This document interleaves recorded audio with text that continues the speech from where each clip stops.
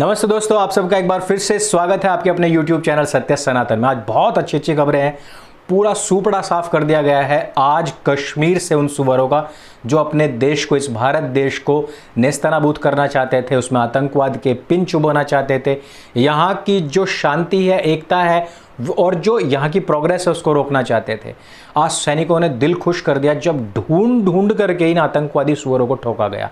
और दूसरी खबर कि इनके खुद के चैम्बर में ही, इनके खुद के कराची स्टॉक एक्सचेंज में ही बम फट गया पाकिस्तान में, और वहां पर भी कुछ लोग हलाक हो गए हैं। अर्थात जहर को जहर से काटा जा रहा है, आतंकवाद वर्सेस आतंकवाद हो रहा है। इस पूरी खबर के ऊपर चलते हैं। बीच में से मैं आपको हर चीज डिटेल में बताना चाहता हूं क्योंकि दिल अंदर से बहुत ज्यादा प्रसन्न है मेरा।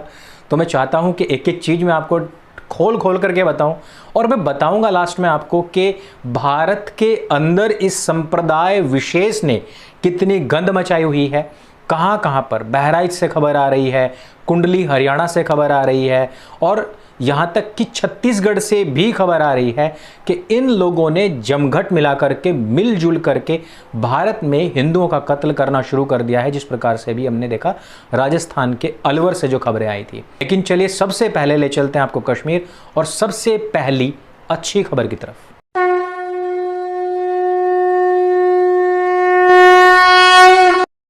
दोस्तों, जम्मू कश्मीर के पुलवामा जिले के त्राल को हिजबुल मुजाहिदीन के आतंकवादियों से पूर्ण रूप से मुक्त कराने के बाद अब सुरक्षा बलों ने श्रीनगर के डोडा इलाके को भी आतंकियों से मुक्त करवा दिया है। इसलिए यह खबर बहुत बड़ी है। साथ ही साथ मैं आपको बीच में रोक करके बता दूं कि अब जम्मू कश्मीर के अंदर अन्य भारतीयों को, यानी कि शेष भारत के लोगों को नागरिकता मिलनी शुरू हो गई है। वहां के डोमिसाइल को लेकर के वहां के जो नेता लोग हैं, उनके जो कीड़े उछले हैं, उसके ऊपर तो कभी बाद में बात करूंगा। लेकिन ये बहुत अच्छी खबर आ रही है कि जम्मू कश्मीर में शेष भारत के लोगों को भी नागरिकता मिलनी शुरू हो गई है। अब वापस आते हैं अपनी खबर के ऊपर। यह जानकारी स्वयं जम्मू कश्मीर के पुलिस डीजीपी दिलबाग सिंह जी ने दी है। डीजीपी जी ने बताया है कि सोमवार को हुई मुठभेड़ में हिजबुल कमांडर मसूद के मारे जाने के बाद इलाका पूरी तरीके से आतंक मुक्त हो गया है। वहां बलात्कार के मामले जो आते थे इसी व्यक्ति के द्वारा, उन मामलों में भी यह व्यक्ति वांछित था। डीजीपी दिलबाग सिंह ने इस संबंध में बताया कि अनंतनाग के खुल चौहार इलाके में पुलिस और राष्ट्रीय राइफल्स यूनिट ने मुठभेड़ में लश्कर-ए-तैयबा के 2 आतंकवादियों को ढेर कर दिया है। इनमें से एक लश्कर का जिला कमांडर था। मुठभेड़ में हिजबुल मुजाहिदीन के कमांडर मसूद को भी ढेर कर दिया गया है। इसके साथ ही साथ जम्मू जोन का डोडा जिला आतंकवादियों से पूरी तरीके से मुक्त हो गया है। जैसा कि हम सब जानते भी हैं कि अनंतनाग जिले में सुरक्षा बलों और आतंकवादियों के बीच में सोमवार को हुई मुठभेड़ में कुल 3 आतंकवादी जन्नत पहुंचा दिए गए थे हुरों के पास। पुलिस के एक अधिकारी ने बताया कि आतंकवादियों की मौजूदगी की खुफिया जानकारी मिलने के बाद सुरक्षा बलों ने दक्षिण कश्मीर जिले के खुल चौहार में घेराबंदी करके सर्च ऑपरेशन शुरू कर दिया था। अधिकारी ने यह भी बताया कि आतंकवादियों के सुरक्षा बलों पर गोलियां चलाने के बाद में अभियान मुठभेड़ में तब्दील हो गया था। उन्होंने बताया कि मुठभेड़ में 3 आतंकवादी मारे गए हैं। इसमें लश्कर के 2 आतंकवादियों के साथ ही साथ हिजबुल कमांडर मसूद भी शामिल है। वहां से उनको AK-47 राइफल और पिस्टल्स बरामद हुई हैं। इससे पहले अभी बीते शुक्रवार को ही जम्मू कश्मीर पुलिस ने त्राल को हिजबुल आतंकवादियों से पूर्ण रूपेण मुक्त कराने का ऐलान भी किया था। कश्मीर के पुलिस महानिरीक्षक IGP विजय कुमार जी ने इस बारे में सूचित करते हुए शुक्रवार को कहा था कि आज के सफल अभियान के बाद में हम त्राल क्षेत्र में अब हिजबुल मुजाहिदीन के आतंकवादियों की मौजूदगी नहीं रहने देंगे। यह 1989 के बाद में पहली बार हुआ है। उन्होंने बताया था कि त्राल, जिसे कभी आतंकवाद का हॉटबेड माना जाता था, वहां पर आधा दर्जन से अधिक स्थानीय आतंकवादी सक्रिय हैं, लेकिन हिजबुल मुजाहिदीन आतंकवादी संगठन से कोई नहीं बचा है। ये तो थी वो खबर जिसमें हमें पता लगा किस प्रकार से पाकिस्तान द्वारा प्रायोजित जितने भी आतंकी सुअर हैं उनको किस प्रकार से टपकाया गया, किस प्रकार से फोड़ा गया। लेकिन हम क्या इस बात को लेकर के पूरी तरीके से अब निश्चित हो चुके हैं, निश्चिंत हो चुके हैं कि हम जो देश के अंदर बैठे हुए लोग हैं, क्या हम इन घरेलू आतंकवादी सुअरों से सामना करने के लिए पूरी तरीके से तैयार हैं? पिछले दिनों एक सैनिक का वीडियो आया था जिसमें उन्होंने बताया था कि किस प्रकार से हम दुर्गम रास्तों को पार करते हुए अपनी सीमाओं की सुरक्षा करते हैं।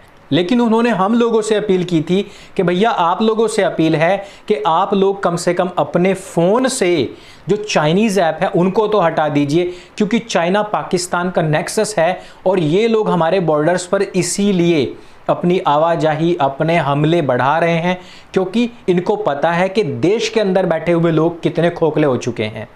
इसमें सबसे पहला नाम आया था टिकटॉक का, और टिकटॉक को हमारे देश से हटाने के लिए काफ़ी बड़े बड़े आंदोलन अभी तक सोशल मीडिया पर चल चुके हैं। लेकिन इस टिकटॉक ने जिस प्रकार से यहाँ के बहुसंख्यक समाज का जो दिमाग है उसको किस तरीके से कैप्चर किया हुआ है, इसको हम आए दिन देखते रहते हैं। जिस प्रकार से हमने देखा एक छोटी बच्ची सिया टिकटॉक स्टार थी, उसने आत्महत्या कर ली। एक लड़की हरियाणा की शिवानी, कहने को तो टिकटॉक स्टार थी, लेकिन अब बेचारे की लाश जो है एक बॉक्स से मिली है। ये खबर है हरियाणा के रोहतक की, जहां से टिकटॉक स्टार शिवानी की उसके दोस्त के द्वारा ही एक तरफा प्यार में हत्या कर देने की खबर आई है। कुंडली के TDI सिटी में स्थित अपने ही सैलून में शिवानी की लाश प्राप्त हुई है। उसके पिता ने कहा है कि उसका दोस्त था आरिफ, उसके खिलाफ मामला दर्ज कराने के बाद कहा है कि हमारा शक उसकी तरफ है। 28 जून 2020 को टिकटॉक स्टार शिवानी के एक अन्य दोस्त ने सैलून खोला तो उसको किसी चीज़ की बदबू आई। बाद में उसने कमरा खोल कर देखा तो उसमें शिवानी की लाश पड़ी हुई थी, उसकी हत्या हो चुकी थी।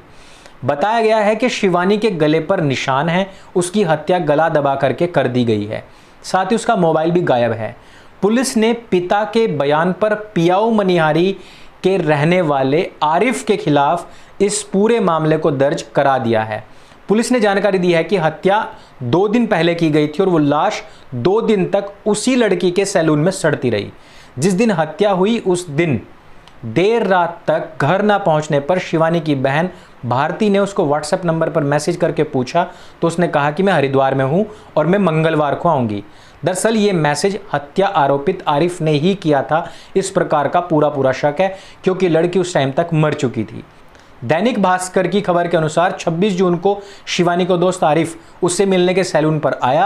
अपनी बहन को फ़ोन पर शिवानी ने बताया था कि वो आरिफ से बात कर रही है। शिवानी को सैलून में ही उसकी बहन श्वेता का दोस्त नीरज जो काम करता था और वो वहीं पर रहता था, वह 2 दिन से कहीं बाहर गया हुआ था। रविवार को लौटने के बाद उससे शिवानी की लाश मिली। अब मिला क्या हमें? लाश। और सिया के केस में क्या हुआ था? हमें क्या मिला था? लाश। इसलिए हम बार बार आप लोगों से अपील करते हैं कि इस फेक दुनिया से अपने बच्चों को बाहर निकालिए, क्योंकि इसमें आप लोगों के लिए बचने वाला कुछ नहीं है, सब कुछ यहाँ पर खोने जैसा ही है। इसी तरीके की एक और खबर उत्तर प्रदेश के बहराइच से है, जहां पर एक बेटी को अगवा कर लिया जाता है, उसका गला रेत दिया जाता है, क्योंकि इस लड़की ने छेड़खानी के मुकदमे में एक व्यक्ति को अंदर करवाया था। और इस मामले से वहां का जो ग्राम प्रधान है इब्राहिम, वो भड़क गया, बेटी को तमंचे की नोक पर उठाया और उसका गला रेत करके बोरी में भर के उसको फेंक दिया गया। और ये खबर है 27 जून 2020 की। जानकारी के मुताबिक 6 दिन पहले किशोरी ने ग्राम प्रधान इब्राहिम के भतीजे छोटकऊ के खिलाफ छेड़खानी की शिकायत दर्ज कराई थी। उसे जेल भेज दिया गया था। अब मजिस्ट्रेट के समक्ष किशोरी का बयान दर्ज होना था। दबाव बनाया गया, लड़की को उठा लिया गया और उसका गला रेत दिया गया। ये सारी खबरें हमारे आसपास की हैं, हमारे जान पहचान वालों के बीच की हैं, लेकिन मेन स्ट्रीम मीडिया इन सब को दिखाने से बचता है। सत्य सनातन इसी वजह से इन सब खबरों को आपके बीच में लेकर के आता है, आप लोगों को बताता है कि कहाँ पर क्या चल रहा है, ताकि आप लोग जागरूक हो सकें। जिस प्रकार से छत्तीसगढ़ के बलौदा बाजार जिला मुख्यालय में शनिवार को एक हिंदू कार्यकर्ता की नृशंस हत्या कर दी जाती है और हमारे मेन स्ट्रीम मीडिया को इसके बारे में पता तक नहीं होता है कि उसमें आरोपियों के नाम राजा खान, जावेद खान, शाहरुख खान और इकबाल खान हैं। हिंदू कार्यकर्ताओं की हत्या लगातार हो रही है। मध्य प्रदेश में भी गौरक्षक एक व्यक्ति की उन्हीं की गाड़ी से निकाल करके सिर में गोली मार करके बाद में डंडों से पीट पीट करके उनकी हत्या कर दी जाती है। लेकिन इसको ना लिंचिंग का नाम दिया जाता है और ना ही इसको हत्या तक भी कहा जाता है, जबकि एक बाइक चोर का मामला भी यूएन में पहुंच जाता है। लेकिन यहां पर हिंदू कार्यकर्ता को 14 बार चाकुओं से गोद दिया जाता है, लेकिन ये खबर लोगों तक नहीं पहुंचती है। इसलिए आप लोग सत्य सनातन के हाथ बने और इन सभी खबरों को जो भी हम यहाँ से आपको बताते हैं, प्लीज़ इन सब खबरों को हर व्यक्ति तक पहुँचाएं, ताकि आप लोगों के ऊपर कम से कम आप लोगों के ऊपर जो कुछ भी अत्याचार इस समय पर इस जिहादी गैंग के द्वारा हो रहे हैं, उनसे तो कम से कम लोग परिचित हो सकें। इस वीडियो में सिर्फ इतना ही। मेरे संग बोली सत्य सनातन वैदिक धर्म की जय। जय हिंद, वंदे मातरम।